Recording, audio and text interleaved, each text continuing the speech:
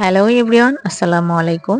আজকে আমি আপনাদের সাথে শেয়ার করব বুটের ডাউল দিয়ে গরুর চর্বি রান্নার রেসিপিটা। এটা অনেকেই পছন্দ করে, আমার কাছেও অনেক ভালো লাগে। তো গরুর চর্বির এই রেসিপিটা রুটি দিয়ে বা পরোটা দিয়ে খেতে অনেকটাই ভালো লাগে। তো আজকে আমি সেটাই আপনাদের সাথে শেয়ার করব। আর আমি এটা যেভাবে রান্না করেছি সেই রেসিপিটা আপনাদের সাথে শেয়ার করব। আমি জানি আপনারা অনেকে অনেক ভালো করে রান্না করতে পারেন। তে চলুন আপনাদের সাথে আমার রেসিপিটা শেয়ার করি আমি কিভাবে রান্না করেছি। হ্যালো এভরিওয়ান, আসসালামু আলাইকুম। Welcome back to my channel. কেমন আছেন আপনারা? আশা করি সবাই ভালো আছেন। আমিও আলহামদুলিল্লাহ আপনাদের দোয়ায় ভালো আছি। তো অনেক দিন হলো আপনাদের সাথে কোনো ভিডিও শেয়ার করতে পারিনি। আজকে অনেক দিন পর, দীর্ঘ ৮ মাস পর আপনাদের সাথে আমি ভিডিও শেয়ার করছি। আর জানি না আজকের ভিডিওটা কেমন হবে। আর ওইভাবে অনেকদিন হলো কোনো ভিডিও করা হয় না। তো দেখুন, আপনাদের সাথে যখন ভিডিওটা শেয়ার করছিলাম, মানে ভিডিওটা তো আমি করছিলাম, ঠিক তখনই হচ্ছে আমার পেঁয়াজগুলো একটু হালকা পুড়ে গিয়েছিল। তো পরে আবার করে নিলাম, তাপটা কমিয়ে নিলাম।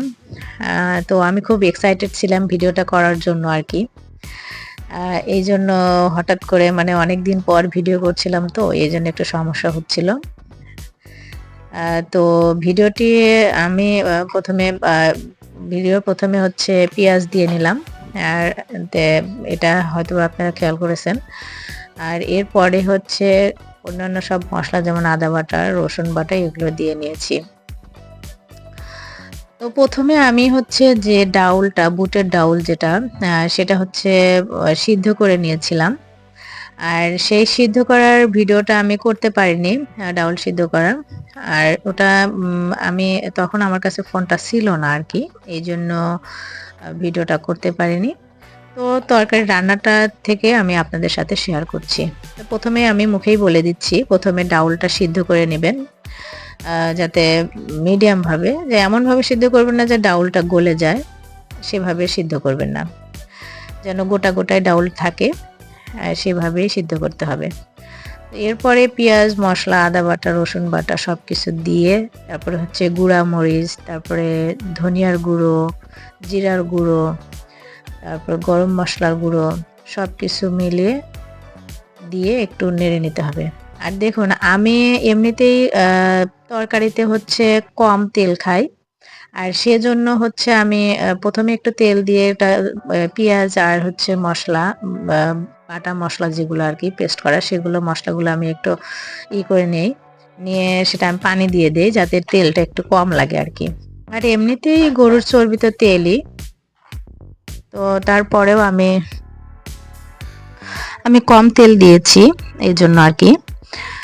আর আমাদের বাসার হচ্ছে বেশিরভাগ হচ্ছে কমই তেল খায়। আর আমার হাজব্যান্ড হচ্ছে এমনিতেই গরুর তেল অত পছন্দ করে না। এই গরুর তেল দিয়ে যেটা রান্না করছি সেটা শুধু আমারই গরুর তেলটা খেতে হবে, আর ডাউলটা শুধু ও খাবে। আমার মেয়েটাও তেমন খায় না আরকি। তো তেলটা মানে মশলাটা কষিয়ে নেওয়ার পরে আমার হচ্ছে যে সিদ্ধ করে রাখা হচ্ছে বুটের ডাউলটা ছিল, সেটা আমি এর ভিতর দিয়ে কষিয়ে নিব হালকাভাবে। এরপরে যে আমার হচ্ছে ছিল আরকি, তেলটা, চর্বিটা আরকি, গরুর চর্বি, আমরা বলি হচ্ছে গরুর তেল, যাই হোক। তো গরুর চর্বিটা আগে থেকেই আমার মা কষিয়ে দিয়েছিল মশলা দিয়ে। আর যারা কাঁচা, মানে গরুর চর্বিটাই করতে চান, তারা সরাসরি কাঁচাটা না দিয়ে হালকা একটু সিদ্ধ করে নেবেন। মানে গরম পানি দিয়ে সিদ্ধ করে নিলে তাহলে ওইটার হচ্ছে গন্ধটা যে একটা থাকে, সেই গন্ধটা থাকে না, সেই গন্ধটা চলে যায় আরকি। আর যদি কষিয়ে নিতে পারেন মশলা দিয়ে, তাহলে তো সেই মানে টেস্ট হবে, কারণ তেলের সাথে মশলাটা লেগে থাকলে তেলের ভিতরে মশলাটা যায়। আর খেতে গরুর যে চর্বিটা বা তেলটা, যে খেতেও ভালো লাগে। যাই হোক, তো আমার এটা ডিপে ছিল, ডিপ থেকে বের করে নিয়ে আসতে বরফটা ছাড়েইনি, আমি অমনি দিয়ে দিলাম, দিয়ে একটু নেড়ে নিচ্ছি। আর এটাই বরফটা ছাড়ার জন্য আমি সামান্য পরিমাণে একটু মশলার মানে পানি ছিল আর কি, আদা পানি, সেই পানিটা আমি এর ভিতরে দিয়ে দিব আর কি। অল্প একটু পানি দিয়ে, যাতে হালকা একটু কষিয়েও নেওয়া হবে, পাশাপাশি করা হবে, বরফটাও ছাড়বে। তো আমি ডাউল আর হচ্ছে চর্বিটা একসাথে কষিয়ে নিয়ে পানি দিয়ে দিব, ঝোল আর কি, ঝোলটা দিয়ে দিব। তো অনেক দিন পর আমি যখন রেকর্ড করছি আমার গলাটা এমনিতেই শুকিয়ে আসছে, আর অনেক দিনই হলো আমি কোনো রেকর্ডও করি না, কোনো ভিডিও করি না আর কি। তো আজকে অনেক দিন পর ভিডিও ছাড়লাম। আর আমি জানি আপনারা অনেক সুন্দর রান্না করতে পারেন, আমার মতো কেউ এমন অগোছালোভাবে রান্না করেন না। আর আমার রান্নাগুলো এমনটাই, চেষ্টা করি গুছিয়ে রান্না করার, কিন্তু কেন জানি অগোছালো হয়ে যায়। আর আমার এই রান্নার মধ্যে কোনো ভুল ত্রুটি থাকতেই পারে, আশা করি সবাই ক্ষমা সুন্দর দৃষ্টিতে দেখবেন আর কি।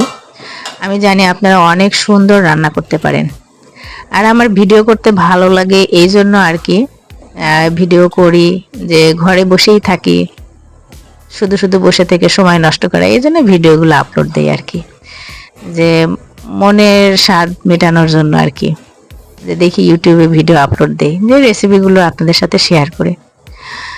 আর যদিও এই ডাউলটা আপনারা অনেক সুন্দর করে রান্না করতে পারেন, তবে আমি যেমন পেরেছি তেমনই আপনাদের সাথে শেয়ার করলাম।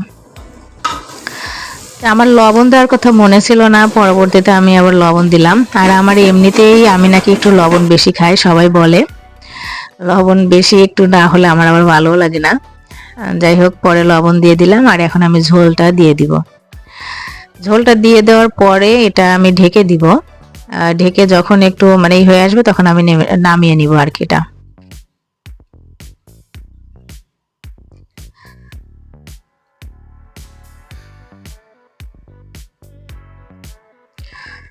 তো আমি আমার অনেক দিনে মানে অনেক দিন পর হচ্ছে আজকে আমি ভিডিও ছাড়ছি। এখন থেকে ইনশাল্লাহ আপনারা দোয়া করবেন যেন আমি প্রতিদিন আপনাদের সাথে আমার ভিডিওগুলো শেয়ার করতে পারি। আর কোনো ভিডিওর মধ্যে কোনো ভুল হলে সেটা অবশ্যই কমেন্টের মাধ্যমে জানাবেন, আর আমি সেটা সংশোধন করে আবার ভিডিও আপলোড করার চেষ্টা করবো আর কি।